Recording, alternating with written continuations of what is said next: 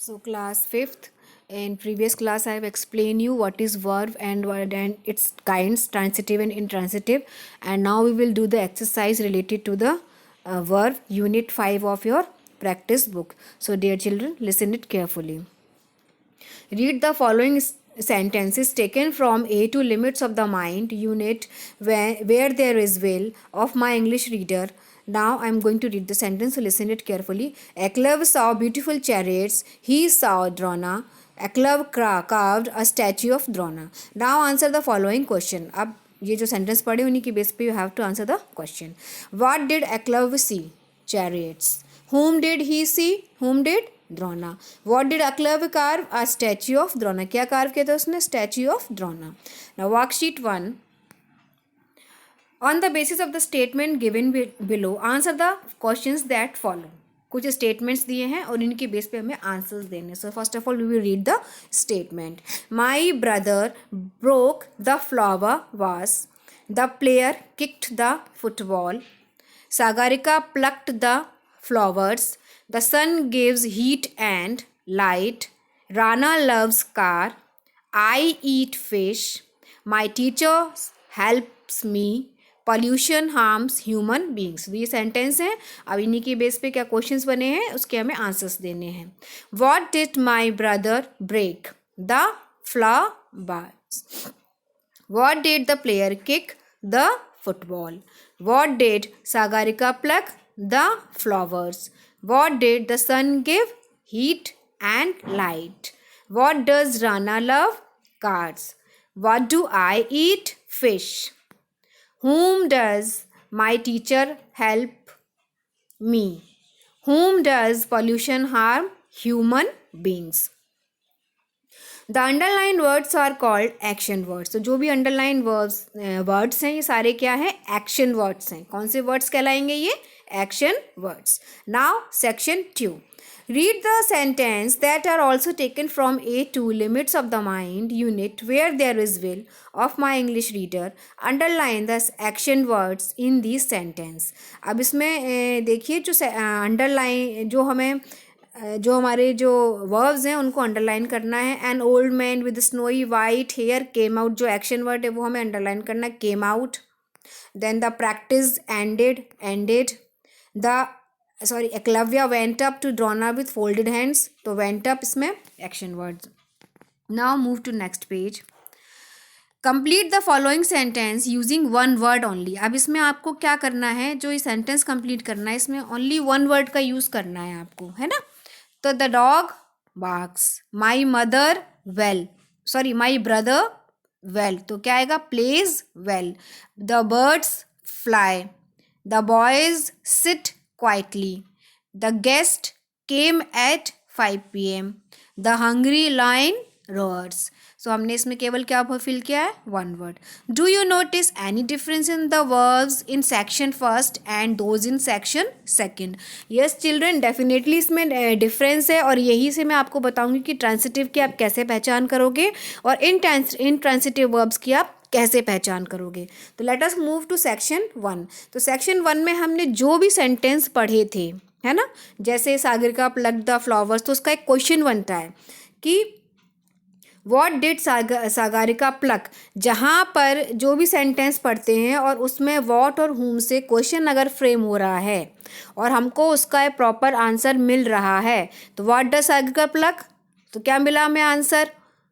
Flower. What did my brother break. क्या break किया था उसने? द फ्लावर वास. तो हमको आंसर मिल रहा है. जहाँ पर वॉट और हुम से क्वेश्चन फ्रेम हो रहा है जिस सेंटेंस में और उसका हमको प्रॉपर आंसर मिल रहा है, तो वो हमारा होता है ट्रांसिटिव वर्ब्स. Transitive verbs. अब ट्रांसिटिव वर्ब्स में व्हाट का हम यूज़ करते हैं नॉन लिविंग थिंग्स के लिए और हुम का हम यूज़ करते हैं ह्यूमन बींग्स के लिए, यानी लिविंग थिंग्स के लिए. हमेशा एक बात याद रखिए, अगर आपसे ये पूछा जाए कि ट्रांसिटिव वर्ब क्या है और इंट्रांसिटिव वर्ब्स क्या है, तो ट्रांसिटिव वर्ब्स में हमेशा हम क्वेश्चन फ्रेम करेंगे और उसका हमको आंसर मिलेगा. लेकिन इंट्रांसिटिव वर्ब में हम क्वेश्चन फ्रेम करेंगे लेकिन हमको ना तो हमारा क्वेश्चन ही फ्रेम होगा ना ही हमको प्रॉपर आंसर मिलेगा.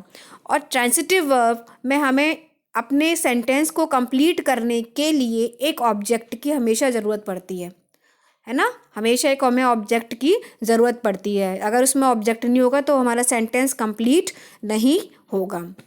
तो ये था difference between transitive and intransitive verb.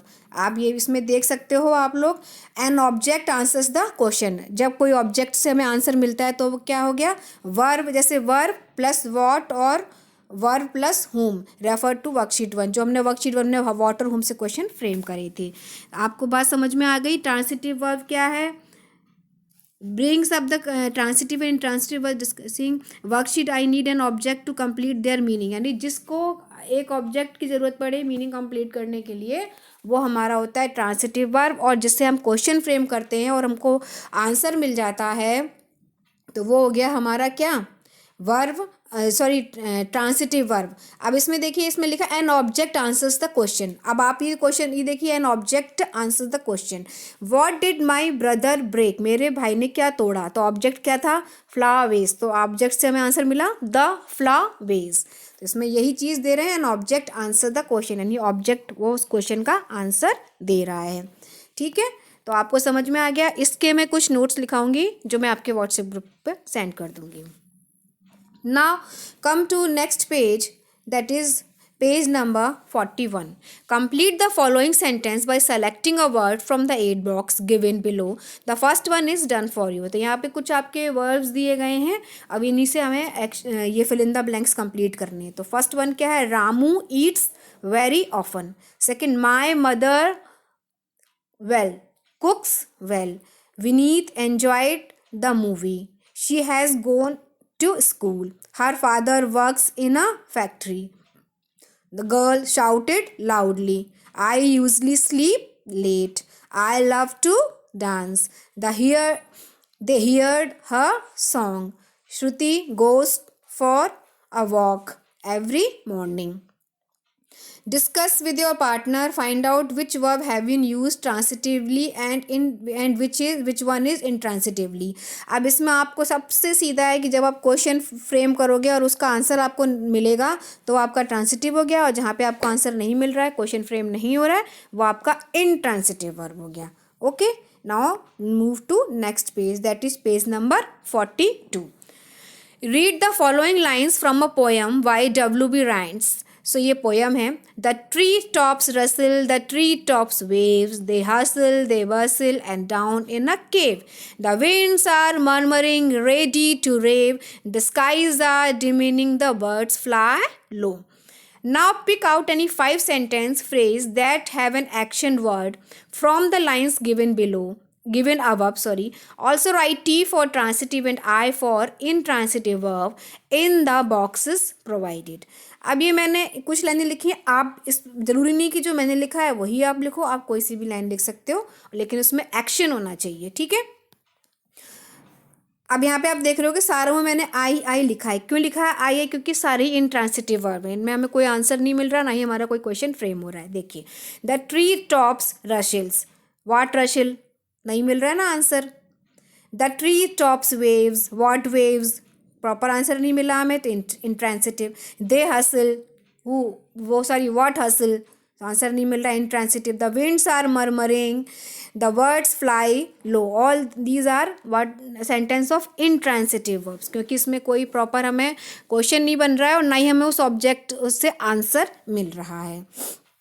Now worksheet 5, helping hand.